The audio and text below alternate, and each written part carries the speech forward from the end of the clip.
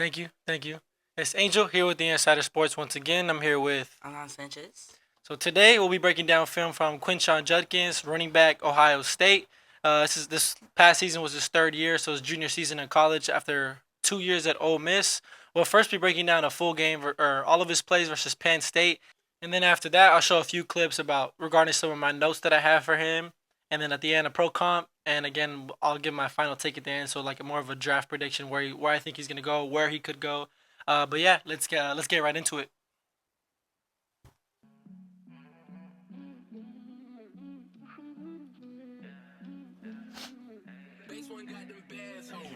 Yeah, well, remember, look, at this point of the season, Penn State's number 3 in the nation. So this isn't like just any.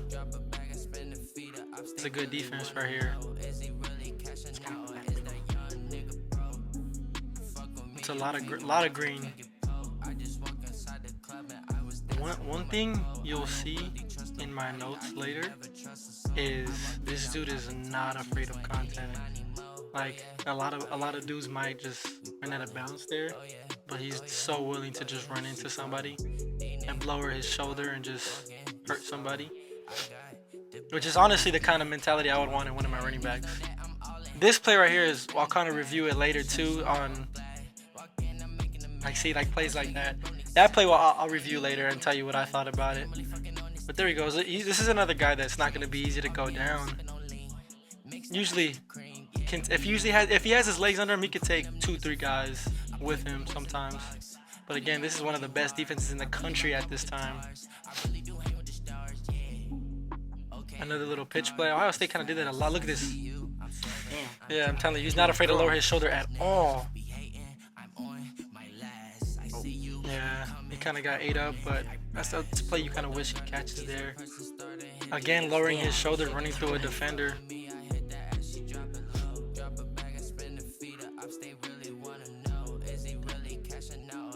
A little patient, saw that there was a little hole there, was able to put his foot down and get through it. Again, yeah, that was kind of nice. And he didn't even seem like he was going 100% there. He just kind of found a seam to get through. He didn't really like much was there. He's going up against a dual Carter too right there, by the way. So that was his final play for the game versus Penn State. Again, to come to my first note from, he has a great stiff arm and a great truck. Like I said earlier, this is not a guy that's going to be afraid to lower his shoulder and run through somebody. A lot of running backs will tend to run out of bounds if they're open. They'll catch a swing pass here versus Marshall. Come here, give me a stiff arm. There you go. He's really strong too, as you can see. You'll see in a couple of the plays right here too. Here's another little swing. A swing pass to him versus Oregon, again versus number 2, the 3 team in the country.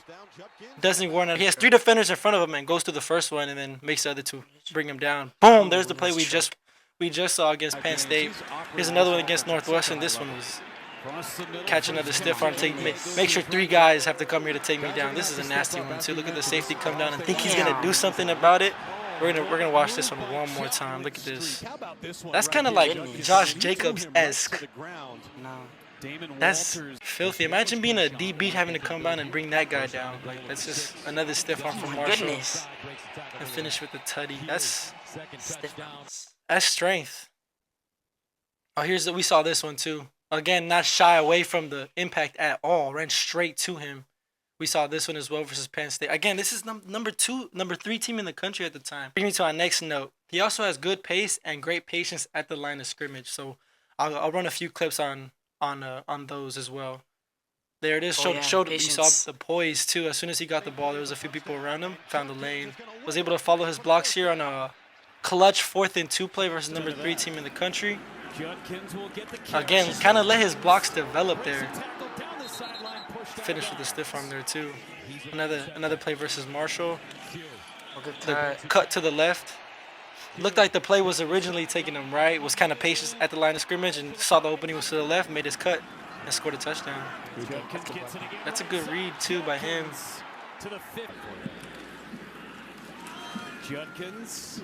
That's pretty good at the line of scrimmage again. He does a lot of his work efficiently. Right away he saw the opening was to the left, so he put his foot in the ground and got that way as fast as he can. Goodness. Yeah, this was his breakaway TD versus Marshall. They're going to run this one back too because the offensive line double team, that was great blocking, but as soon as he saw the hole, he didn't take any second to hesitate. Watch this. No hesitation. Just Yep, went. so center guard blocking and then guard and tackle double team, and he sees a little crease. That's smart. He's just He's got the home run ability. I tell you, he had one called back in their last game. It was about the same distance. and then he had the home run speed there. Another 4th and 1. So that's why he's Just right down the field. Yeah, he knew the importance of the down, just got upfield. Leads me to my next 2 notes. He's a very durable and productive back as well. So like I said earlier, he was in college for 3 years, and he had a total of 800 touches, and he didn't miss 1 game in college. As you can see right there, his first year at Ole Miss played 13 games, next year played 13 games, and this past season with Ohio State played 16. In all 3 of those years, look at his yards per attempt. First year as a freshman, 5.7 yards per rush. Second year as a sophomore, 4.3. Did see it go down a little bit, but then went right back up at Ohio State in a better conference at 5.5.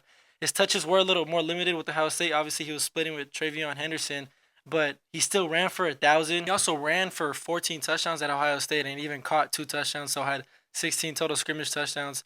And then going into his receiving stats, they're decent. This is something I'll bring up in a little bit as well. But like I said, he's really durable. He's always been, those first 2 years at Ole Miss, he was that guy, as you can see in his attempts, 274 rush attempts as a freshman at Ole Miss. And then he didn't slow down the second year. He got 271. And then if it wasn't for Travion Henderson, he would have had 250 plus again at Ohio State. So again, a very productive back and durable during his time in college. Now we'll kind of move on to my next couple of notes that I have for Quinshon Judkins. Well, my next notes were some potential concerns I did have for Q.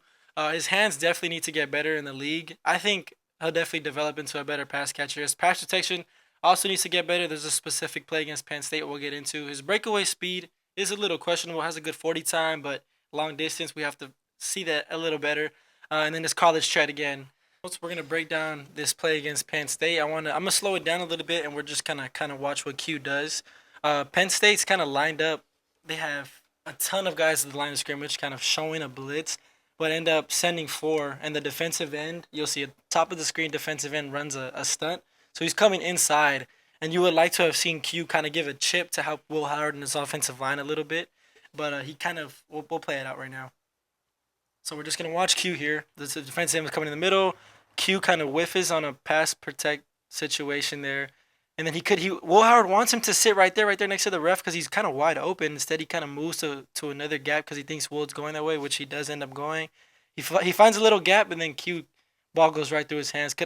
Should have probably caught that, but would love to have seen him just sit right there, right in the middle, because like I said, he was wide open and would have had the first down. Next play, another swing pass. Will Howard gets instant pressure. Yes, Q does get hit right away, but that's kind of a play that is honestly a realistic situation in the league. Yeah, there's going to be times where running backs will swing out and be wide open, but there's going to be plays like that as well where they're going to get hit right away, and you would love to see your running back. You would love to depend on your running back to be able to catch that ball to at least get a few yards because you have a defensive end right in your face to start the play, so you kind of want to be that type of running back that your quarterback could depend on in those little dump-off situations, We'll get right to my pro comparison. I do have Rachaad White. Obviously, because of the measurables are a big thing, is why I'm comparing him to Rachaad White. You see the height, both 6 foot, both around 215. Both around 215. Obviously, Q's a little heavier at 221, and they ran the same 40 at 448. Rachaad White was a guy that he flashed breakaway speed similar to Quinshon again, like in that game against Marshall. But so yeah, I do think he does resemble Rachaad White, not just measurements, but in his game a little bit as well. In my notes, I did also have Alvin Kamara, just in terms of like sometimes when he sees a hole, he'll kind of, or when he has a lane, he'll kind of cruise in his lane until he sees a hole or an opening for him to burst, and then he'll step into that next gear and just kind of take off. But yeah, did you have anybody in mind that you saw, like, that he looked similar to somebody that you think, or any notes you have? I think he looked like a little bit of Josh Jacobs because they both go towards contact. Yeah, they do.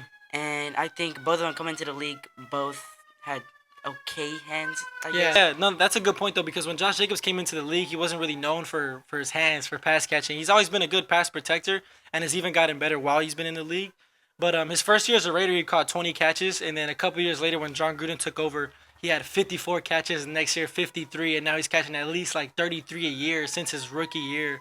I think that's something that can happen with Quinshon Judkins in the right system. If he goes to a team, Chicago, if he goes to play with Ben Johnson, you already know how Ben Johnson uses his running backs. I'm sure he needs them to catch the ball. So that might be a focal point of improvement once he's in the league. But we'll kind of dive into my draft prediction that I have for Quinshon Judkins.